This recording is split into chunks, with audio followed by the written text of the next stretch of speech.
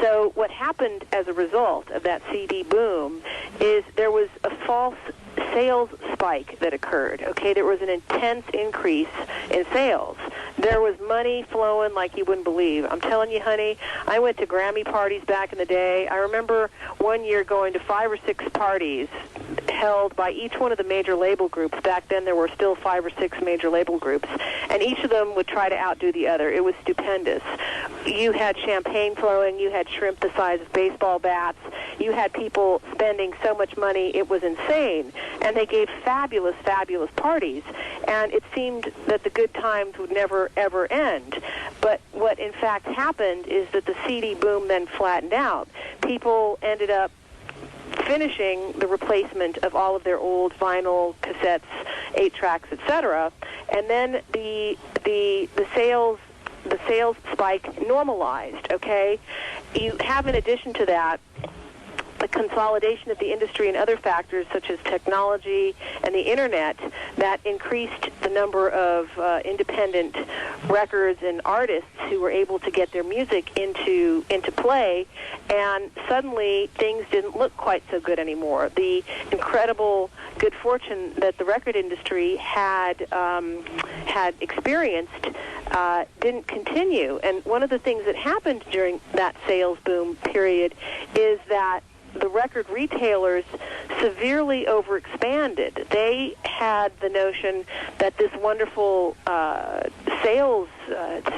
sales boom that they were experiencing would last for a long, long time. Well, in fact, it didn't.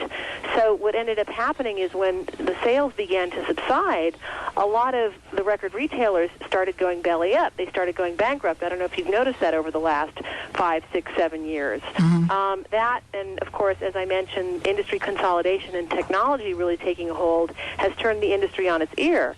And I think the industry also got really, really fat and lazy and very dependent on the notion that a consumer would have to buy an entire CD in order to get 1 or 2 good songs. And that laziness has come back really hard to bite them, okay? Mm-hmm. Because now people can cherry pick. People don't have to purchase an entire 14, 16, 18.99 CD to get the song that they want. They can go to iTunes and get it for 99 cents, and that's exactly what people are doing. Mm-hmm. So the record industry really was sort of caught with its pants down, if you will, and they haven't really quite been able to recover from that. I mean, certainly there are a lot of great people who work at record companies. I know many of them, and there's a lot of immense executive talent out there that's really working hard to make positive change. It remains to be seen if we'll be able to save the business, quote unquote, portion of the industry. And you know, this is I think it's a very, very interesting time, but I'm not too worried because whatever else happens, I know that people will always continue to make music, and the several functions that record companies have successfully provided up until now, there will continue to be a great need for them. In fact, there will be a greater need than ever, and those vital functions that record companies provide are marketing, financing, and hopefully artist development. There isn't a whole lot of artist development going around these days, and that's because of lack of funds.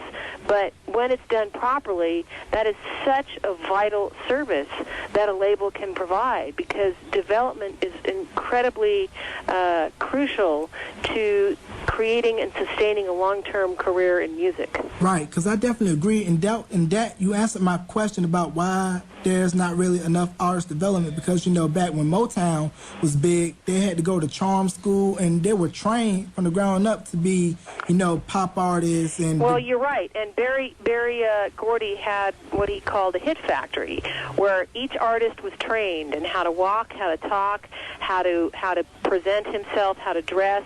They had a hit factory there. They had people who focused on the lyrics, on the arrangements, on the production.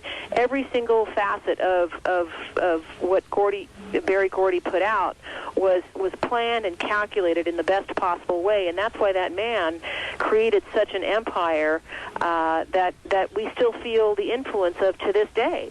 And I think his model should be implemented again. It worked. And it was simple. There was no brain surgery to it. But it's apparently it's easier said than done, and we can only sit here and watch and see what the labels are doing as they continue to churn out records and hopefully come up with some hits now and then. Right, because basically it's the keep it simple, stupid method, and if it ain't broke, don't fix it. It could be. Well, there are a couple of other factors, and one other major factor I wanted to point out is the consolidation of radio. You know, radio has traditionally been the most important marketing tool to get new music out to the masses, all right? And with the consolidation of radio, it's become increasingly difficult to do that. Radio is now so fragmented, you can't. It's extremely expensive to get any new developing artist onto the airwaves in any significant way. And that's something that's really damaging to the development of new talent. I don't think that can be overstated enough.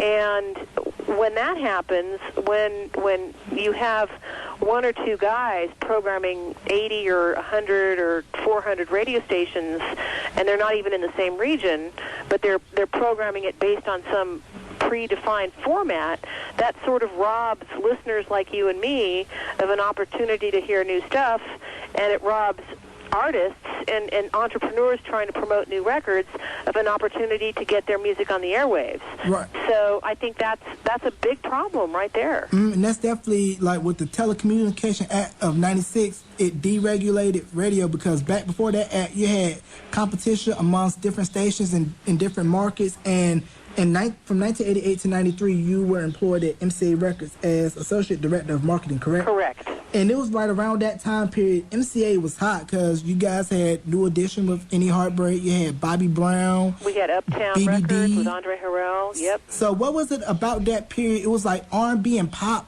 were crossing over, because like R&B was on the pop charts and vice versa.